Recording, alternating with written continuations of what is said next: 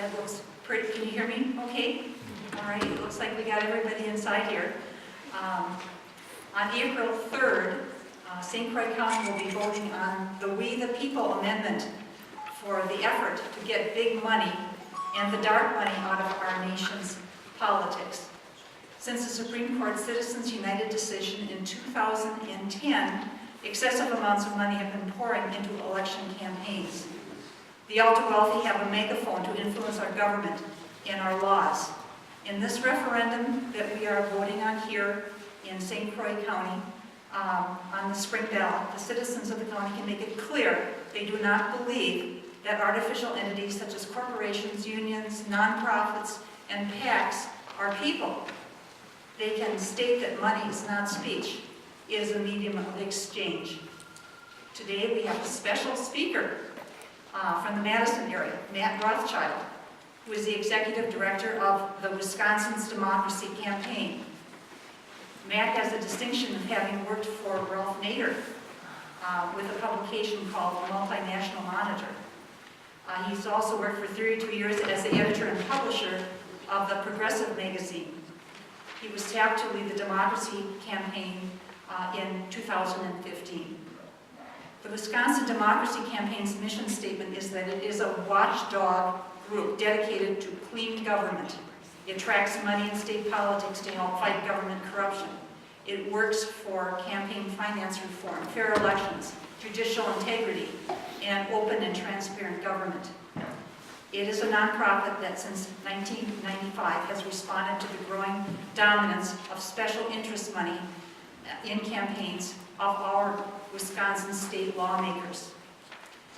One of the wonderful accomplishments of the Democracy Campaign is the database that they have of campaign donors. And I still have to figure out how to use that.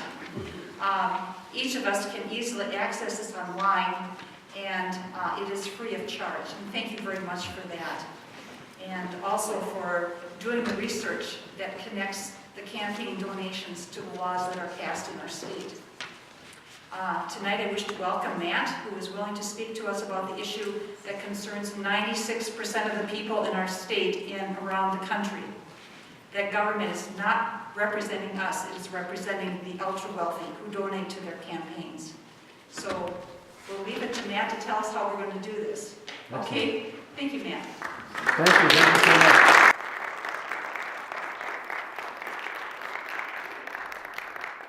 Thanks for that sweet introduction. Thanks, everyone, for coming tonight. I shouldn't be thanked for the research at the Wisconsin Democracy Campaign. I'm just the mouthpiece. I'm just the speaker. Our staff does the great research. They've done a tremendous job, and our website's going to be redesigned so it'll be even easier to use in the future to look up, you know, who's giving money to which candidates and what are those independent expenditure groups doing and the dark money groups doing, to the extent that we can track them down.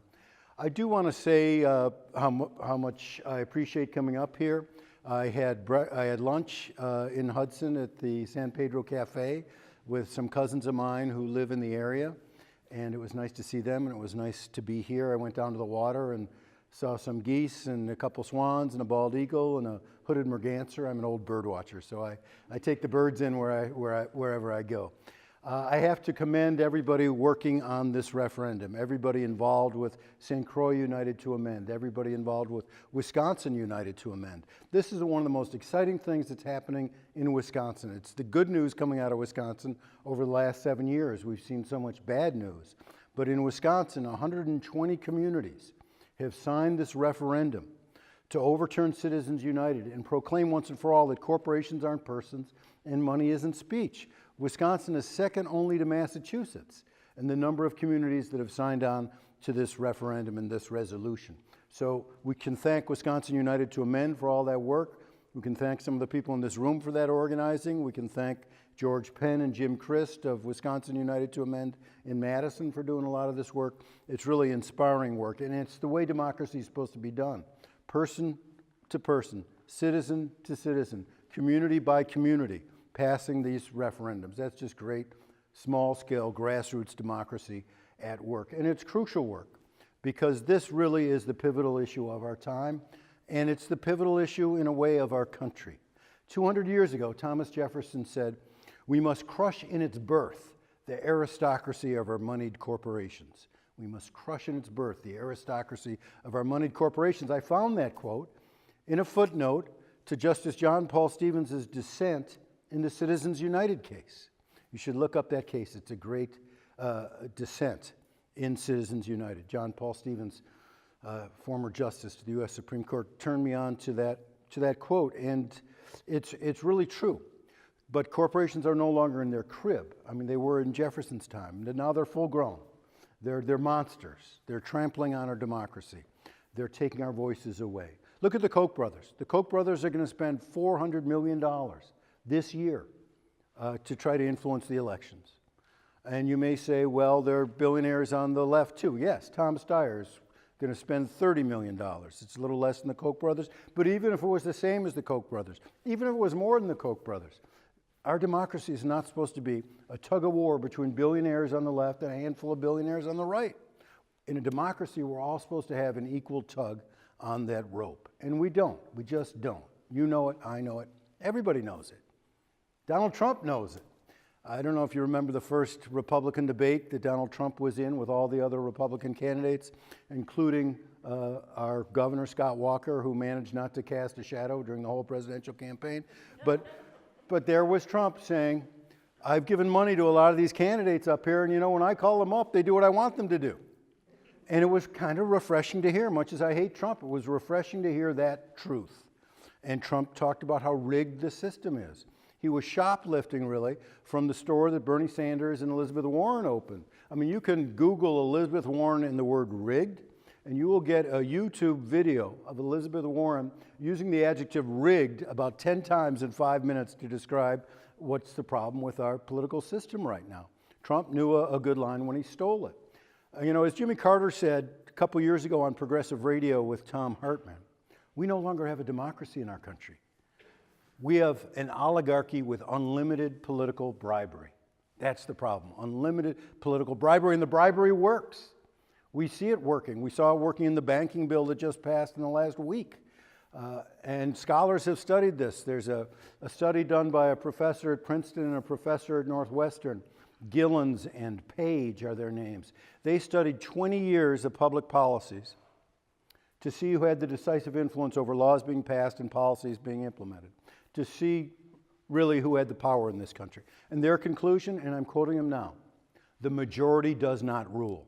The majority doesn't rule. That's a shocking thing to conclude about our so-called democracy. It should be taught in 7th grade civics class if they're still teaching civics class in 7th grade, or in high school social studies class. Our democracy doesn't work. The majority doesn't rule. In fact, the only time the majority gets what it wants, according to this study, is when the top 1% in the business interests want it too. Then we get what we want, but other than that, we'd never get what we want. There's a real problem in the functioning of our democracy, and the problem is the money in the system. Do you know how many people give $200 or more in a presidential campaign, what the percentage is? 0.5%, the American public. Do you know how many max out at $2,700 for president? 0.08% of the public gives that amount. You know, our elections are really kind of playgrounds that are fenced off to the rest of us and covered with barbed wire. And we're just spectators, by and large, with maybe the notable exception of Bernie Sanders and the $27. We're just spectators. And sometimes we're blindfolded spectators because we don't know where the money's coming from. There's a lot of this dark money that comes out. You know, these third-party groups that are doing ads, you see them now against Tammy Baldwin. You know, call Tammy Baldwin up, tell her to stop murdering veterans up in Toma. Here's Tammy Baldwin's number, 202, whatever. I mean, these are scandalous, libelous advertisements, but, you know, they run constantly. We don't know who's putting them on. We don't know who's paying for them. That's how the dark money is ruining our system here. And we really need to do something about it. And that's why we've got to overturn Citizens United. And let me talk a little bit about Citizens United. Actually, our system was bankrupt before Citizens United. This study by those two professors was done prior to Citizens United. Citizens United has made it a lot worse, though, because it has just made an avalanche of dark money and outside money, big money, just pouring into the system. What did Citizens United say? That any corporation or union or outside group can spend as much money as they want to try to elect this candidate or trash that candidate. And so ExxonMobil, that makes $10 billion a quarter could spend, $100 million to get rid of Tammy Baldwin if they wanted to. Or the Koch brothers could. Koch Industries could. Walmart could. John Menard could if he wanted to.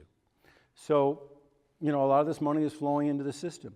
The weird thing about the Citizens United decision, and I read it, is that it has two of the most naive statements ever written by Supreme Court justices. I happen to have those two sentences in my back pocket. Here's one. You got to check this out. Independent expenditures, including those made by corporations, do not give rise to corruption or the appearance of corruption. And the appearance of influence or access, furthermore, will not cause the electorate to lose faith in our democracy. You got to wonder what planet these justices were living on, because people understand that these independent expenditures, so-called, do corrupt our system much, and also give the appearance of corruption. And beyond that, people have lost faith already in our democracy.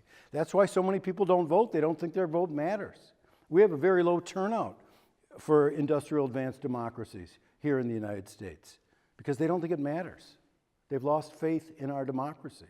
They know in their gut, and poll after poll shows it, that that you and I don't have the same voice, the same power as the Koch brothers or Tom Steyer.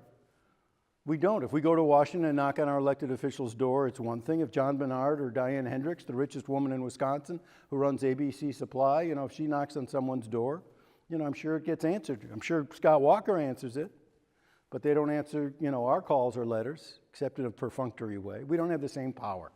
And so we need to get our power back, and we need to overturn Citizens United. Citizens United, though, is just a shorthand. It's a shorthand for getting power back from this aristocracy of our moneyed corporations. It's shorthand for reviving our democracy. And in a legal way, it's shorthand for overturning a whole series of legal precedents. There include, but there are a lot more than just Citizens United. I mean, in fact, this problem of money in politics from a judicial standpoint goes back at least 130 years. There was a U.S. Supreme Court decision in 1886 called Santa Clara County versus Southern Pacific Railroad. In that decision, in a footnote or head note to that decision, the Supreme Court said, of course, corporations are persons. And ever since then, U.S. Supreme Court decisions have been following precedent saying, of course, U.S. corporations are persons. Are you saying are or are not? Corporations are indeed persons, dating back to 1886. That's how far back it goes, at least. And so there are other decisions, too. We can fast forward to 1976, and the Buckley versus Vallejo decision said money equals speech. Those two equations put together, corporations are persons and money equals speech, really gets us into a terrible swamp here of dark money and huge money that drowns out our voices as citizens. There are other decisions as well. 2007 was Wisconsin Right to Life versus FEC, which said that third-party groups, so-called issue advocacy groups, can spend unlimited amounts of money so long as they don't use those magic words, vote for or vote against. So these ugly groups that are splattering our screens with mud about how allegedly terrible Tammy Baldwin is, as long as they don't say, don't vote for Tammy Baldwin, they can spend as much money as they want, and they don't have to disclose who their donors are. That's what dark money is. That's what splattering our screens with mud is all about. And it's a joke, because by slandering Tammy Baldwin, they're having as much effect as if they, did a straightforward ad saying, don't vote for Tammy Baldwin. In fact, it may be more effective. And yet it's perfectly legal and unregulated. So it's even crazier. So if you're a billionaire, why in the world would you give $2,700 to Tammy Baldwin's opponent when you can give $27 million to some outside group like this Koch brothers group, Concerned Veterans of America, and they can throw all the mud they want at Tammy Baldwin, and they'll never know that you gave them $27 million. I mean, it makes a joke of our limit on direct campaign contributions. And so that's just a huge, huge problem. And then there was another decision in 2014 called the McCutcheon decision that said, I love this, a Republican had spent about $300,000 in donations to Republican candidates all across the country. And he had reached a legal limit at the time that may have been imposed by McCain-Feingold. And he sued in court and said, my free speech right is being infringed upon here because I can't spend more than $300,000. And so the McCutcheon decision came down and said you cannot have an aggregate limit on people's contributions. So, you know, in its majestic equality, the law says that rich and poor alike can spend an infinite amount of money to try to elect the candidate of their choice. You know, poor people cannot spend $300,000 or more to try to elect their favorite candidates across the country. This is the problem. There's no level playing field whatsoever. And it'd be one thing if the people who, you know, say this is somehow an infringement of free speech would say, well, I know that your voices are being drowned out, at least acknowledge that. And those proponents, those of us who are for this amendment, we're not erasing the First Amendment. That's a ridiculous charge. Part of the First Amendment is the ability to speak and to be heard, and they're drowning out our ability to speak and to be heard. All we want is to have our elected officials to be able to pass sensible campaign finance reform so that we can all have a voice and so that we know where this money's coming from. That shouldn't be too much to ask. And so really that's what we need to go about doing. We need to amend the Constitution, vote yes on April 3rd, tell all your friends and your relatives and your book club members and the people you exercise with and the people you worship with to come out and vote on April 3rd. And, you know, I'm an impatient person. It's a character flaw, I admit, and raising 3 children never cured me of it. But I want to see it happen.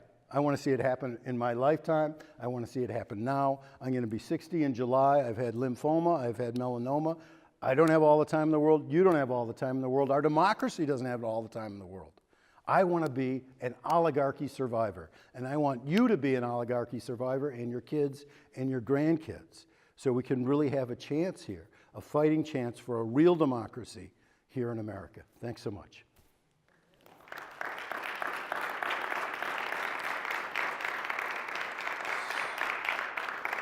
So let's take questions if you would like to ask. I will.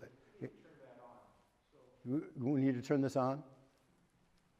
I will answer questions about anything. I do think our democracy is in real trouble right now, though, because of this money in politics and because of Trump too. I didn't mention except once, but I can get into that. Would you speak to foreign corporations? Well, the problem, you know, Justice Stevens in his dissent in that decision of Citizens United cited this problem of foreign corporations or foreign millionaires and billionaires who can spend money in these third-party groups that don't disclose who their donors are. So how are you ever going to know if Putin is giving money to some group that's trying to influence who's being elected here? So Justice Stevens anticipated that problem of foreign corporations. The majority that wrote the decision in Citizens United didn't respond to it. And here we have foreign influence in our elections with Russia. I've got to say a word or two about the Russia thing, though. My opinion is that Comey hurt Hillary more than the Russians did, more than Putin did. Because the amount of money that the Russians were spending, $9 million or something, was really not all that much. And if you think about everybody who was doing Facebooking and tweeting at the same time that the Russians were, it may not have been that hugely significant. It certainly was nefarious and illegal and grotesque. But look at, the United States has been nefarious and illegal and grotesque in the way we've intervened in other people's elections for 60, 70 years now. And it hasn't just been with monkeying with propaganda. It's been, you know, supporting one candidate or another or overthrowing a government or killing an elected official. I mean, the whole post-Cold War, post-World War II era is full of U.S. interventions in coups and invasions. And so for us to get all high and mighty about, oh my God, this other country's interfering with our elections, takes a bit of amnesia. Can you give me the name of some of your third-party super PACs, just listing? There's so many out there that you know. There's a lot.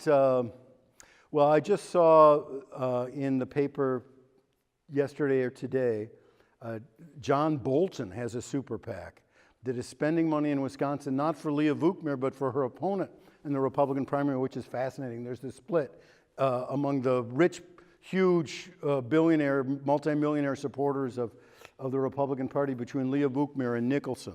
So Bannon and Bolton and people, and I think Richard Eline from Lake Forest, are on the Nicholson side.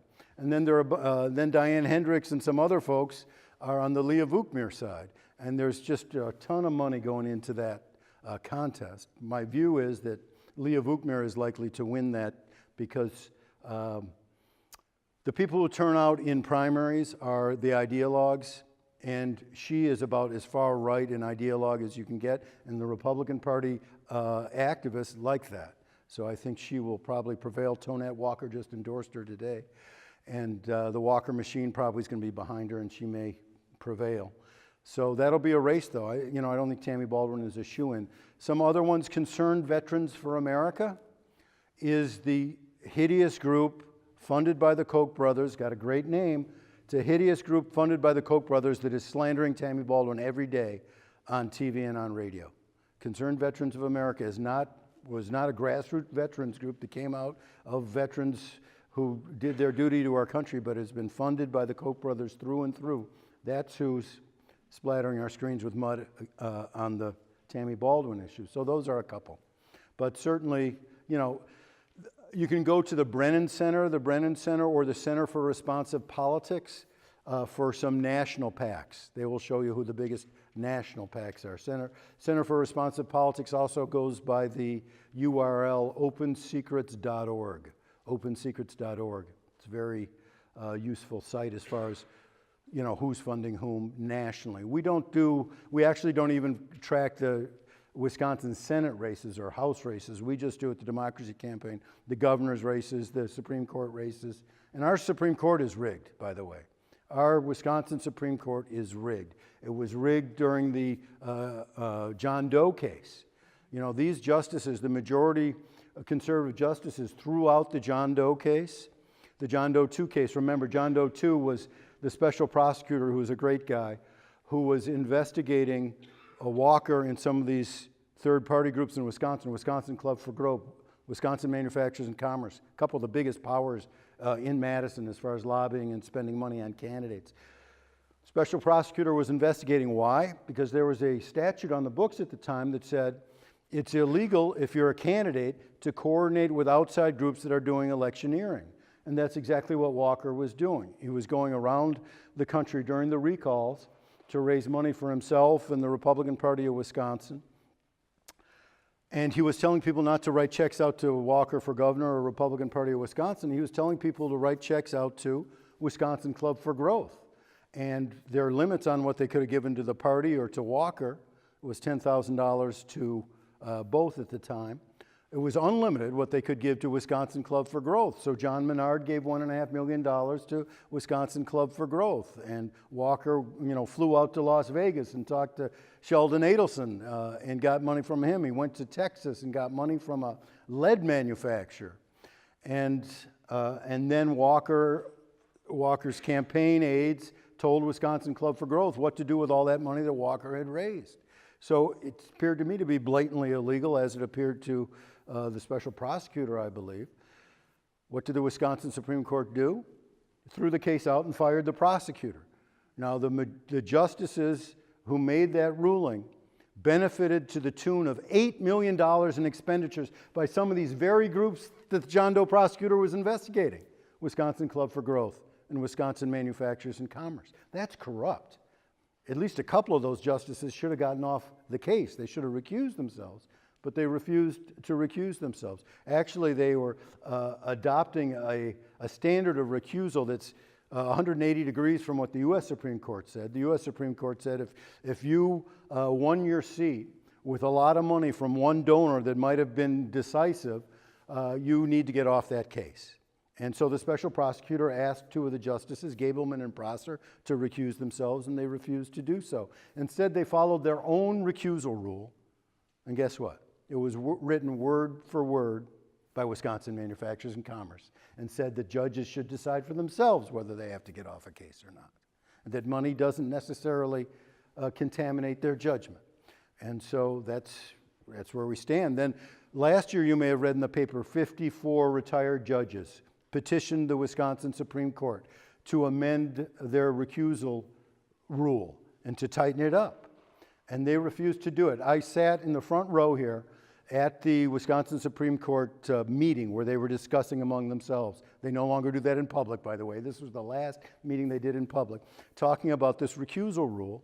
And the conservative justices, Pat Rogensack and Rebecca Bradley, were saying, first of all, no judge in the whole state of Wisconsin is possible. You're offending every judge in Wisconsin by even suggesting that a judge in Wisconsin might somehow be corrupted by money. How dare you?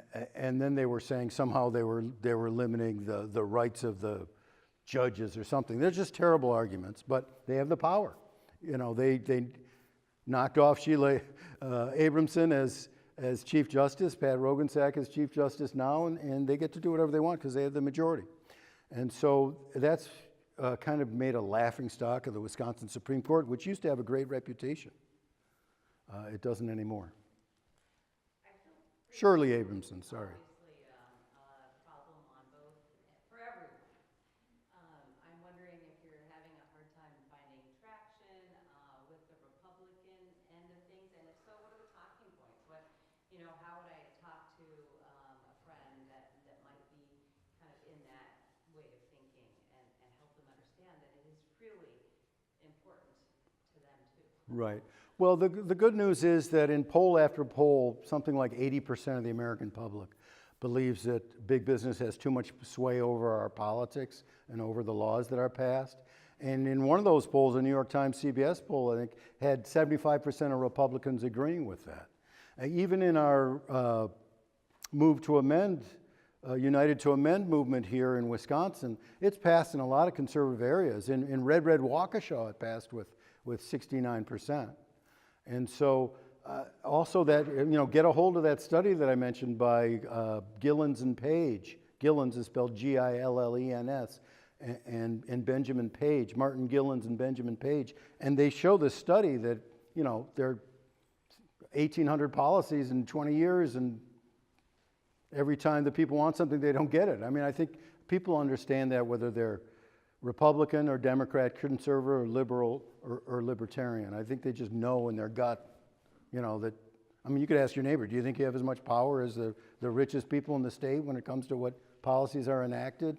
And, they're going to say no. I think that's one way to go. I need a list of some of the places to look online, because I don't always trust if I type something in, you get a whole bunch. So Right. if you talked about this Brennan, and I guess if we could have a typed sheet of places to look and I think it's really hard to track those super PACs, because you don't know, like you say, you don't know who's getting into them. Yet my other question is this being voted on by every county? No. It has passed in some counties already, but not every county. So it's mostly communities that have passed it, cities, towns, and villages. It has passed in some counties. It's passed in Dane County, Douglas County, I think Eau Claire County. Hold on, I got a sheet here. Chippewa and Dunn County, and they're voting in Greene County. Do you have to have it on the ballot in every county? No. The effort from my perspective is I'm not content with 120 communities, whether they're counties, cities, towns. I want 250. I want 250 communities and maybe 60 of 72 counties to come on board, so that any person who's running for office in Madison or in Washington knows that the people in their district are for amending the Constitution. And if they're not in favor of that, they're not going to get elected. That's the kind of heat we need to bring on these elected officials. So, yeah, Dunn County passed it with 72%, Eau Claire County with 71%, Chippewa County with 68%. The community of Spring Valley here passed it with 91%. So, and it'd be great to get small, countywide is a big area, especially St. Croix County. But if you're not in Hudson, if you're in a village or a town near here, I'm going to give you a guy's number. I'm going to give you George Penn's number. He's going to expect a call from you. I do this when I speak, and this has helped get organizers to help pass referendums in places around the state. George Penn, Penn. His number is 608, he's in Madison, 244-6436. 608-244-6436. Tell him I gave you his number, and tell him I said I wanted you to call him. Prepositions are hard in every language. So the number is 608-244-6436. He will help you get this referendum through your city council or town council and on the ballot. He will tell you how you need to do that. He can give you all sorts of background literature that you need and arguments and leaflets, etc. Here's his email if you want his email. George Penn, that's with 2 N's, georgepenn51@gmail.com. Okay, so now I have another question. So, but let me, before you get there, can I answer the first one? I do think you need to go to opensecrets.org. Opensecrets.org, that's the Center for Responsive Politics. Opensecrets.org to find out about these PACs, national PACs. Also, the Brennan Center has done a lot of studies on that. The Brennan Center in New York City. Brennan, Brennan, after the former Supreme Court Justice. For Wisconsin, go to our website, which is WISDC, not for District of Columbia, but for Democracy Campaign, wisdc.org. And you can find out a lot there also about the money. But those are places to go. I'm sorry, what's your other question?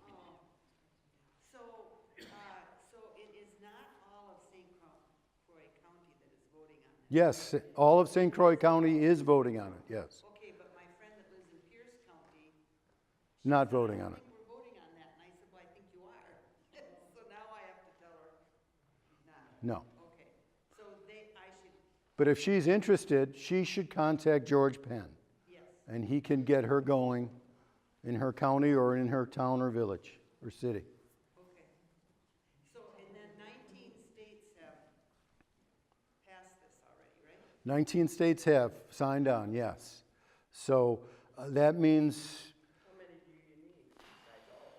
Well, at some point, we're going to need the Congress to pass it by 2/3 and 3/4 of the states to ratify it. So this grassroots movement is building, though. Of these 120 communities, a majority of them have come on board, I think, in the last 3 years. And so, you know, there's a lot of hope in this grassroots movement. I have a lot of hope, actually, despite my problems with Trump, about this movement that the students are doing right now on the gun issue, the Me Too movement, the Black Lives Matter movement, the immigrant rights movement. There's a lot going on at the grassroots that hasn't been going on in the 3 years ago, for instance, when it seemed pretty dead, except for the Wisconsin United to Amend work. But there are things stirring, and that's what helps bring social change in this country. And I'm hopeful that that's going to prevail. The 1888 Southern California Railway decision.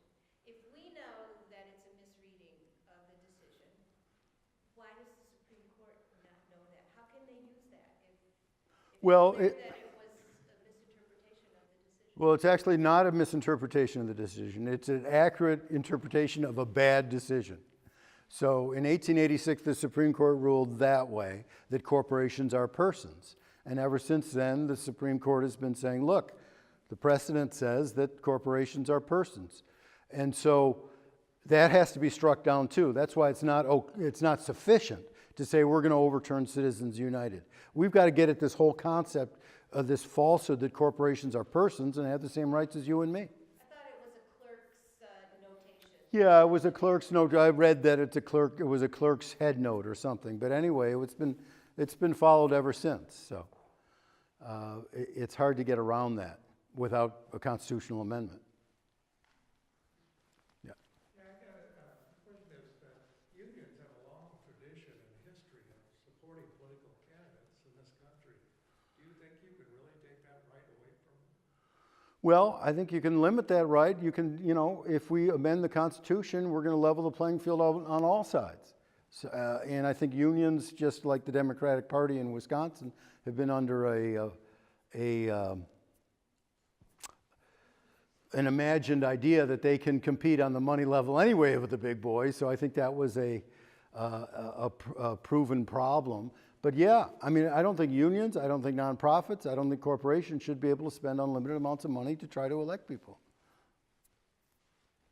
So some of the big money is coming from individual billionaires, so the Koch brothers, Mercer, Soros, et cetera. Do you see that as a generational trend, or do you see signs that that's rolling into the next generation of wealthy individuals? Please repeat. So, Soros and the Koch brothers and the Mercers, these are some of the big donors, and they're kind of old. So the question is the younger generation of multimillionaires doing the same thing? I suspect they are. I don't have a hard numbers for you. The reason I bring it up is it seems like there is a last gasp right now to mold America into the vision of these certain individuals, and they're doing it with hundreds and hundreds of millions of dollars. And so really the question I have is I'm not seeing millennials who have money trying to do this. I see it as something that is isolated to really this last gasp of this billionaire club of baby boomers. Well, I hope it's the last gasp, but I'm not confident that it is. And I think anyone with a huge amount of money with an ideological agenda is going to want to press it. The Mercers have a daughter who I imagine is going to be doing the same work. I don't know about Diane Hendricks' kids, but I suspect they might too. And same on the liberal side.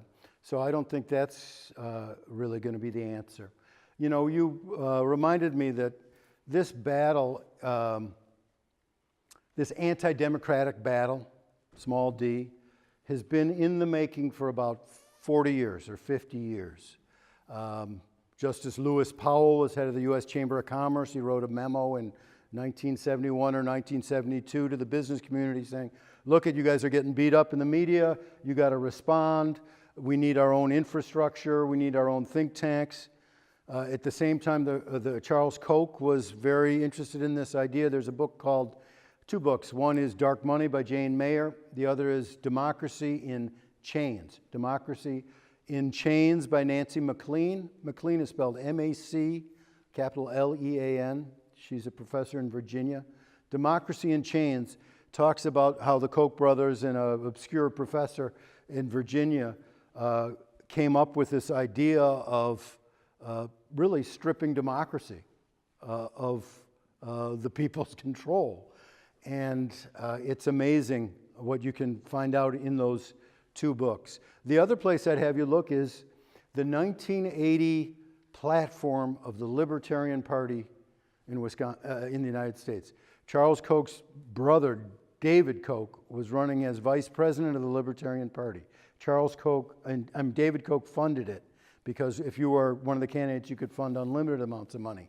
And look at the platform. The platform is almost identical to the Republican Party's platform today.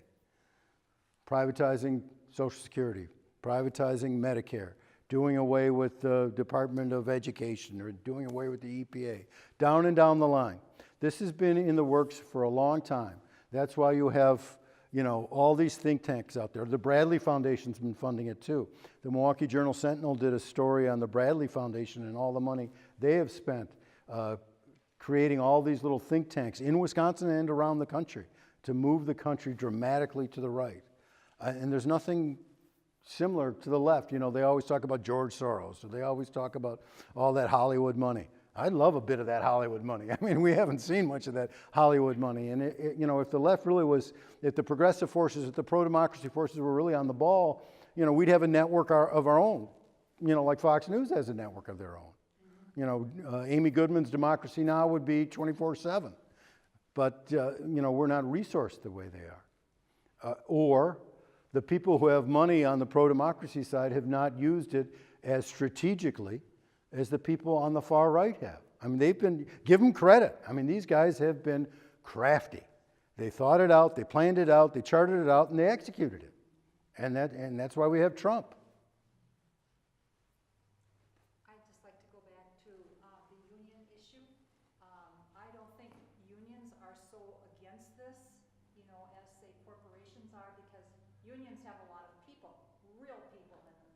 all can vote. Whereas you look at a big corporation, what do you have? You've got the CEO, you've got the board, and I don't feel at all close to any stocks that I have as far as, I don't feel part of a corporation. I'm not gonna vote for corporations, but union people are gonna vote the way to support their unions. So I think there is a bit of a difference, you know, with unions. I think they can accept this better. I think unions have been so weakened by the right to work programs. Well, this was the amazing thing about Walker. You can see in this movie, As Goes Janesville, or YouTube, As Goes Janesville and Diane Hendricks, because this guy who did a documentary on Janesville, where my wife is from, she went to Janesville Craig and was 1 year behind Russ Feingold, but a guy was doing a documentary on Janesville. He was filming Walker right after Walker got elected, before Walker got sworn in. Diane Hendricks comes into the room, this is all on film, and says to Walker, when are you going to make Wisconsin into a red state? When are you going to make Wisconsin into a right-to-work state? And Walker notoriously answered, first we're going to divide and conquer. And that's what he did. He divided and conquered. He divided public sector workers from public sector workers by leaving aside police and fire from Act 10. Then he divided public sector workers from private sector workers and made it a case of justice and fairness, which was shocking to me, by invoking his brother who didn't have any health benefits and his brother who didn't have any pension benefits. So it's unfair that these teachers have these benefits and his brother doesn't, rather than lifting everybody up to have decent health care and a decent retirement. It was outrageous. And so he delivered on that, and then he delivered on right to work, even though when he ran for re-election last time, remember, he was asked several times in the media, are you for right to work? Oh, don't even ask me that. It's never going to happen. It's never going to come across my desk. Forget about it. The second it landed on his desk, he signed the sucker. So, and now unions have been really decimated. I mean, he succeeded. I mean, and he's become a hero, and he's exporting his politics. You know, one of the biggest exports of Wisconsin these days is right-wing politics. He went to Iowa after Iowa had elected a right-wing governor and right-wing legislature in November last, and said, you guys got to move fast. Don't worry about the protests, move fast. And so what did they do? In some cities in Iowa, they had raised the minimum wage from $7.25 to $9.50 or $10. They passed a law that reduced the minimum wage in those cities down to $7.25, courtesy of Scott Walker's strategy. And, you know, Trump is aping Walker a lot. The United States is open for business. Did you hear that? Did that ring a bell? I mean, Wisconsin's open for business. That's all he talked about. I mean, literally, Wisconsin's open for bribery, but, you know, he's using the Walker playbook. And so it was you know, don't get me going on what went wrong at the protests of 2011, because I'll be here all night. But I do think that the higher echelons of the union movement and the higher echelons of the Democratic Party of Wisconsin were afraid of 110,000 people in the street, couldn't control 110,000 people in the street, were unimaginative, uncreative about how to use the power of 110,000 people in the street, neglected to take some creative nonviolent actions like sending those 18-wheelers, those Teamster trucks that were beautiful to see around the square in Madison, and tell them to go on 94 at 45 miles an hour, two abreast, you know, for a week and slow things down. Or have a, you know, running blue flu epidemic. I mean, look what the teachers did in West Virginia. You know, there are ways to exercise nonviolent power, especially when you have 110,000 people in the street. But I was there one day where they told everyone to go home. Go home, work on the recalls. That was a mistake. Anyway, that's a tangent. What do you think about George Lakoff, his book, Don't Think of an Elephant? He really talks about the Republicans' long-term strategy for reframing the whole debate. Right. In addition to the funding, obviously. So George Lakoff is a professor out in California of linguistics or rhetoric. And when he writes and talks, he tells us to be careful about the messaging we use, the language that we use, and that we not repeat the language of the right and reinforce their arguments. And also he says that people on the right have a kind of authoritarian personality, that, you know, they revere a father figure, they revere discipline and authority, And people on the progressive side, have a more compassionate outlook, are less into authority than those on the other side. And some other scholars have done similar work on that. I do think it's important research, both as far as the personality types on either side, but especially on the messaging and rhetoric side. And I just think we need to do a better job. And I go to a lot of messaging panels and workshops and things. And at the Progressive, we did, I've edited 4,000 op-eds in my day. We were churning out op-ed commentaries, columns for newspapers for the Progressive magazine in our side group called the Progressive Media Project. And I would always tell people when they would submit a draft and I would edit it, and their first sentence would be like 45 words long. And they would use, 5 or 6 syllable words and stuff like that. And I said, we're going to have a first sentence, and I would do clinics on this. 15 words or fewer, that's it. Give it to me in 15 words. What is the policy and what's your attitude to the policy? Donald Trump should not fire Mueller. That'd be the first sentence or something like that. The United States should not blow up North Korea. Anything like that gave you the subject and the attitude. Didn't need to be any more complicated than that. And then we'd have people in and they just did not want to give up on their big words. This was in the Bush administration. Someone was talking about the environment and said, Bush's environmental policies are problematical or something, or deleterious, he said. And I said, why don't you just say they're bad? What is the difference when you get right on down to it between bad and deleterious? And everybody knows what bad is. Not everybody knows what deleterious is. So it's just about one speaking language that everybody understands. And this is one area I don't fault Trump. A lot of our overeducated friends think, oh, Trump talks like a 4th grader or a 5th grader. Trump knows how to communicate. It's not a problem that he communicates like a 4th or 5th grader. He's getting to everybody. Everybody understands what he's saying. And he's clever like a fox that way. And we just need to know how to communicate to people in the simplest terms. Doesn't mean dumbing down our politics or our values. And this is another thing that Lakoff talks about. We need to talk, if it was about facts, and the Democratic Party has a terrible bumper sticker now, facts matter. If you have that bumper sticker on your car, you should take it off. If facts mattered, we'd have won a long time ago. We're not going to be able to win just on facts. We got to persuade people on our values and on their values. Our shared values as Americans or human beings about fairness and justice and equality, real equality of opportunity. Everyone says, especially people on the other side, got to have equality of opportunity. If you really believe in equality of opportunity, you would have an inheritance tax that was much steeper than the one now. In Dwight Eisenhower's day, the marginal tax rate was 91%. That gets you toward equality of opportunity. But so anyway, we need to speak in that language. What is freedom? Are you really free when you don't have work? Are you really free when you're in a lousy job that you hate and you're 59 years old and the only reason you're there is because you need the health insurance? There are ideas about, we shouldn't let the right capture the idea of freedom.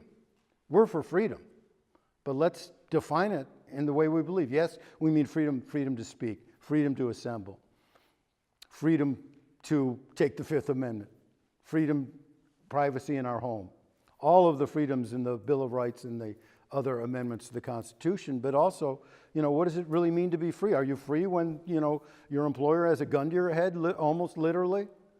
I mean, it's weird. We revere democracy in this country, but most Americans from 9 to 5 are working in dictatorships. I mean, it's just a fact. And so we need to talk about what freedom really means. How can we reinvent or revive the integrity and reliability of the news media? Well, the news media is under huge assault right now. And my friends Robert McChesney and John Nichols have written several books on this subject. Their solution, and they're the experts on it, is that the federal government should fund the media. And I think they're right in theory, but in practice I don't see that happening. And so I just urge people to support their independent news media. Support PBS. Support Wisconsin Public Radio, which I like a lot. Support, the Progressive Magazine or The Nation or Democracy Now! Or these other places where you get your information that you think is valuable and not distorted. And at some point, I think the New York Times, for instance, is going to go nonprofit and will beg for money like National Public Radio and National Public TV beg for money, because the model just isn't there, unless you're funded with right-wing billionaires who don't mind taking a loss, like they did on Fox News. They took a loss for 10 years. It was a loss leader for the Murdoch family, but it was an ideological winner every day. And so, the media, was sunk by the internet, and the advertisers no longer needed to advertise in newspapers. They could get to people through the web, and so the newspapers, that was the newspaper model, an advertising model, and it's dying.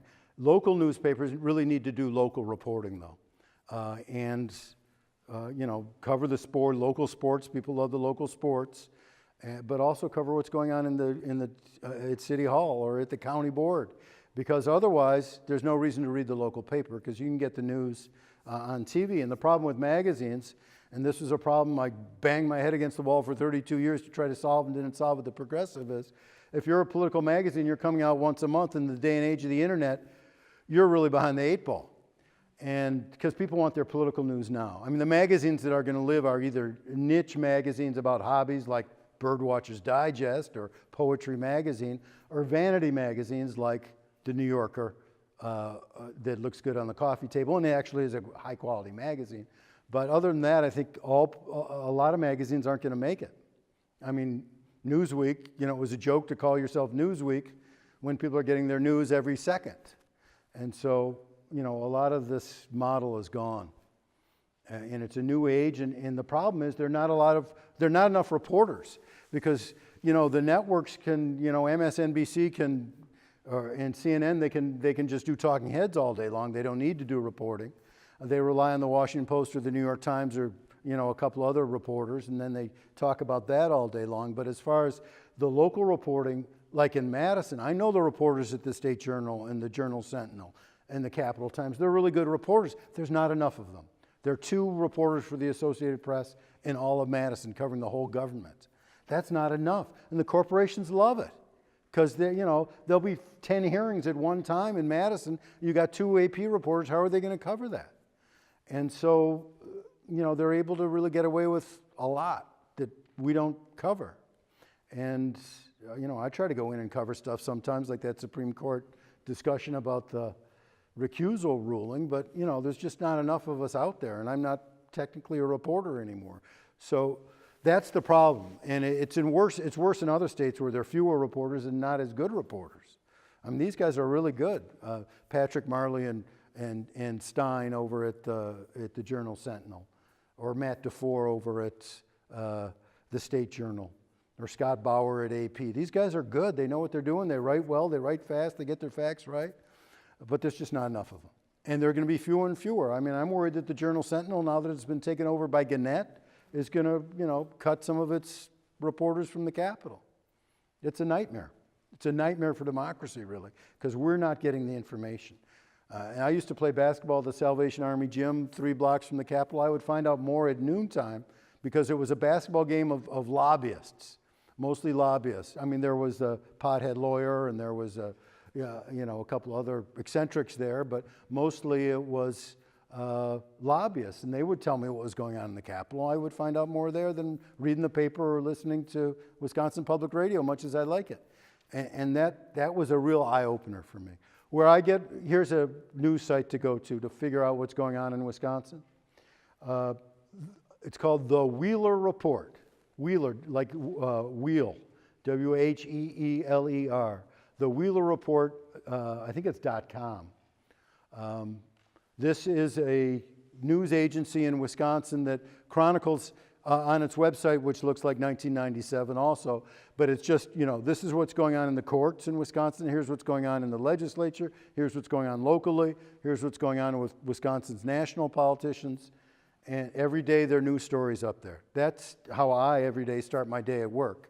I go to the wheelerreport.com and see what's going on. For instance, today I saw that there was a protest out near Sheboygan about this marine sanctuary that just got, that Walker just did 180 on.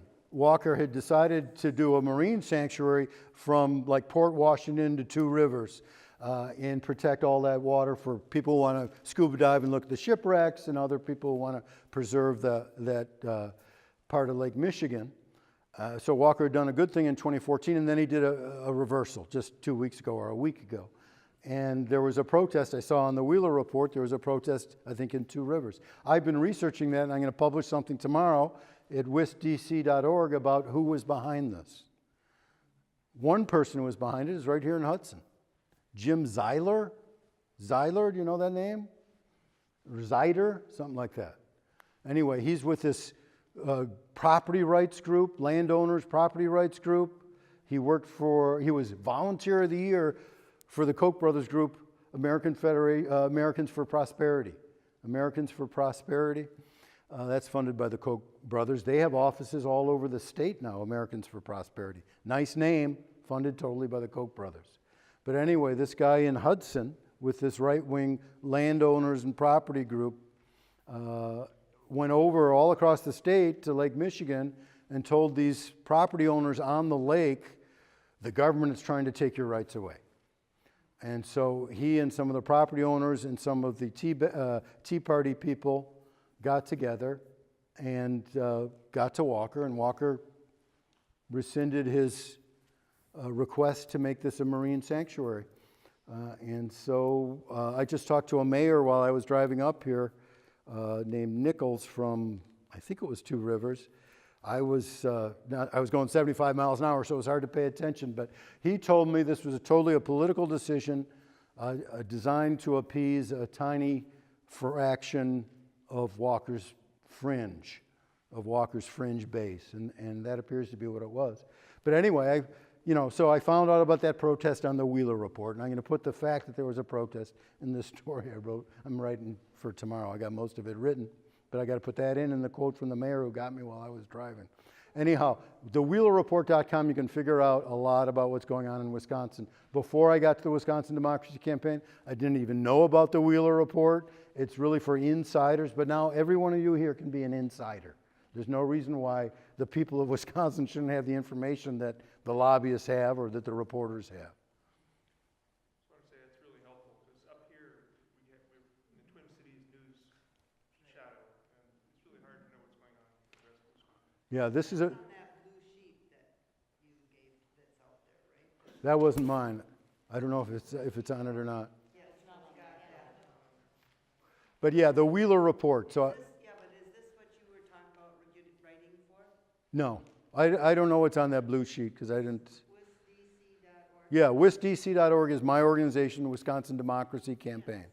So we put stuff up 3 or 4 times a week. A lot of it is reporting because we have a guy who used to work for the Associated Press who's our research director, Mike Bulow, and he goes through all the campaign contributions. And what our method is, if there's a piece of legislation being proposed, like there's one coming up now that the Wisconsin Manufacturers and Commerce, the biggest lobbyist in Wisconsin, the most powerful group in Wisconsin, that and American Federation for Children, which is Betsy DeVos's group. You saw her on 60 Minutes looking like a fool recently. Her group is run by, in Madison, by the former disgraced Speaker of the Assembly, Scott Jensen, who is now more powerful than he was when he was Speaker because he has Betsy DeVos's saddlebags of hundreds of millions of dollars at his disposal. And he's been able to take out some elected officials through some ugly advertising in the last couple of weeks of the campaign. Anyway, Wisconsin Manufacturers and Commerce is pushing a bill right now that would make it much harder to sue corporations. It's called a civil litigation bill or tort reform bill or something. Just passed the Assembly. It's unbelievable if you look at the details. There's something, they don't have to preserve evidence. There's some really bad stuff in there. They shortened the statute of limitations. There's all sorts of anti-consumer stuff in there, pushed by the Wisconsin Manufacturers and Commerce, likely to pass unless there's a lot of heat generated, and there's no one really generating the heat that I know of. And this has gone way underreported. Actually, though, it was brought to my attention by today by the Wheeler Report, and 2 weeks ago by a woman who I know who works for the Wisconsin Law Journal, a very obscure publication. Nice young reporter named Erica with a K, but she told me, we were at a hearing together, and I said, what's new, Erica? You know, what's the worst thing that's going on that you've heard of? And she said, well, do you know about this civil litigation bill? And I didn't know about it. And so that was embarrassing to me because I try to keep my eye on the ball. But so I looked at it, and we're going to write something on that too. But those are the kind of things we like to look at. And then we look at who's lobbying on the bill, who supports the bill. For instance, this marine sanctuary came out, it was endorsed by Wisconsin Conservatives of Wisconsin, or some group like that, and then a group called the Wisconsin Water Alliance. Sounds beautiful. This is an industry group, anti-environmental group called the Wisconsin Water Alliance. There is on the top three officials, one is a huge supplier to factory farms. One's the General Counsel of Milk Source, one of the biggest factory farms in Wisconsin. And the other is the General Counsel for Wisconsin Manufacturers and Commerce. This is the Wisconsin Water Alliance. This is the kind of crap we got to deal with. I mean, it's a huge propaganda campaign. And they have these nice sounding names, and it's very destructive. The other thing I wanted to talk about is just how the Walker and Republican administration and the Wisconsin Supreme Court, how they've devastated our campaign finance law. They totally rewrote the law in November of 2015. I was in the Senate gallery at about 10 o'clock at night while the senators were debating it. And I was hoping that the thing would be defeated. Fortunately, there was one Republican senator who did vote against it. It still passed. Rob Coles of Green Bay, bless his heart, voted against it and said in the paper the next day, my mother hated money in politics. And sometimes when you do the right thing, you remember your mother or your father in your ear. And Rob Coles did so. So let me just go through briefly what this law did, this terrible rewrite. It's called Chapter 11 and really bankrupts our system. I used to think Chapter 11 was just bankruptcy. In Wisconsin, Chapter 11 is campaign finance. So what they did, first of all, there was a beautiful prologue to the law prior to 2015 that said, in Wisconsin, everyone should have a voice. Money should not dominate our politics. We believe in democracy and openness. They got rid of that. They got rid of that rhetoric, that highfalutin rhetoric. They want no part of that. And then it used to be, and this is how crazy the levels are for direct donations in Wisconsin, it used to be that you could give $10,000 to your favorite candidate for governor, which is crazy because your favorite candidate for president you can only give $2,700 to. I mean, is it really 6 times or 7 times more important to be governor of Wisconsin than president of the United States? I mean, that's kind of absurd. But rather than keeping it $10,000, they doubled it. So now if you're super rich, you can give $20,000 to Scott Walker or one of the 12 people running against Scott Walker. $20,000 is a lot. Same thing for Wisconsin Supreme Court and Attorney General. You can give $20,000 to all those folks. I mean, who among us can write a check for that? And then for the other positions, the state assembly used to be $500, now it's $1,000. State Senate used to be $1,000, now it's $2,000. So they doubled the limits. That keeps it more and more out of the range of everyday Wisconsin citizens. On top of that, for the first time in 100 years, they said that corporations can give directly to political parties. Robert La Follette is spinning in his grave and getting dizzy because he fought his life against this. And he passed the laws in Wisconsin in 1907 or whenever that outlawed corporate donations to political parties. They can give $12,000 to a political party or to a legislative campaign committee. Now, I didn't even know what those were till I came over to the Democracy Campaign, but the Assembly Democratic Campaign Committee, the Assembly Republican Campaign Committee, and on the Senate Republican Campaign Committee, the Senate Democrat Campaign Committee. These are run by the Speaker of the Assembly and the Minority Leader, and by the Senate Majority Leader and the Minority Leader in the Senate. They also can get, these committees can get $12,000 from corporations or tribes or unions or whatever. And so that money is pouring in, and we see a lot of it coming in. And then they also did what the Wisconsin Supreme Court did in the John Doe case, where the Wisconsin Supreme Court said Walker's got his get out of jail free card. They passed a law that said it's now okay to coordinate. It's in the statutes now. It's not only the Wisconsin Supreme Court, it's in the statutes that it's legal to coordinate between outside groups and candidates. On top of that, there used to be an aggregate limit of $10,000 in Wisconsin. If you wanted to give $10,000 to Jim Doyle, you were done. You couldn't give to anybody else. You couldn't give to any political party. $10,000, you were done. Well, the McCutcheon decision from the U.S. Supreme Court in 2014 kind of made that law obsolete. What they could have done if they wanted to was impose limits on categories, so that they could have said, if you want to give to the Democratic Party, $10,000 is the limit, like it was before, but just $10,000 to the Democratic or Republican Party. Instead of doing that, the sky is the limit now. So super rich people like Diane Hendricks can give whatever they want. So Diane Hendricks gives $1 million to the Republican Party of Wisconsin. I mean, again, if the amount that you can give to a candidate is limited, but the amount you can give to the party, which then gives to the candidate, is unlimited, it just makes a mockery of the law. And that's what's happened here. I'm very naive on this. We get bombarded with please give us, and they have sort of off suggestions. Does that add up to anything? Does it help? Is it just noise? A lot of it is noise. A lot of the small donations, unless you're Bernie Sanders, who's urging people to give $27, a lot of that tends to be kind of meaningless in small amounts. I mean, we've been... Warren said that she got where she got because of them. Well, it's possible. I mean, Bernie got where he got because of it.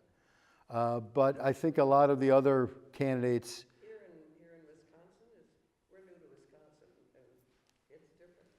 Well, it's different than it used to be. We used to be clean. I came to Wisconsin 35 years ago from the Chicago area, and I thought it was a joke here because there was a scandal at the time that some lobbyist was buying a couple drinks for a politician, and it was a scandal.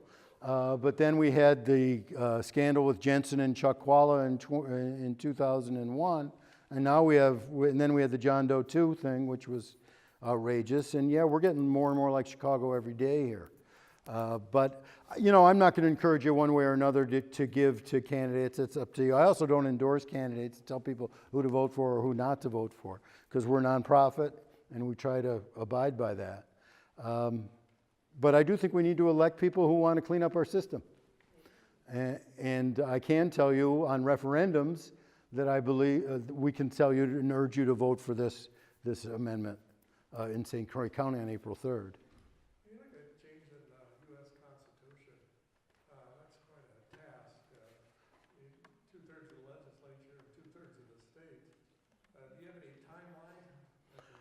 Well, I think it's going to happen in the next 10 or 20 years.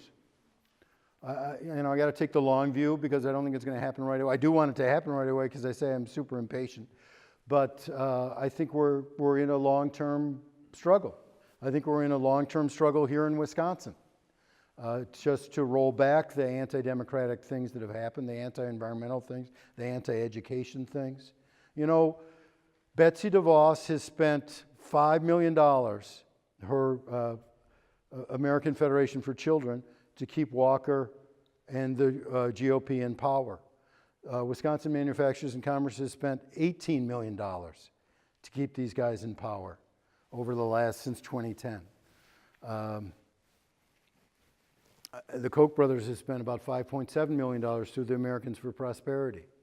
And Walker's delivered time and time again for these donors. That's the problem. Our elected officials now, especially this crew, they don't represent us, they represent their donors. And in some fundamental way, the people who run Wisconsin are not Scott Walker and Scott Fitzgerald and Robin Voss and Pat Rogensack of the Wisconsin Supreme Court. They are the water boys for the Wisconsin Manufacturers and Commerce and the Koch brothers and Diane Hendricks and the Bradley Foundation and the NRA. And those are the folks who really run Wisconsin. And they respond to them. They don't respond to our citizens. That's the problem we got. Any other questions, or I'm going to hit the road? Anyway, I appreciate the opportunity to speak with you.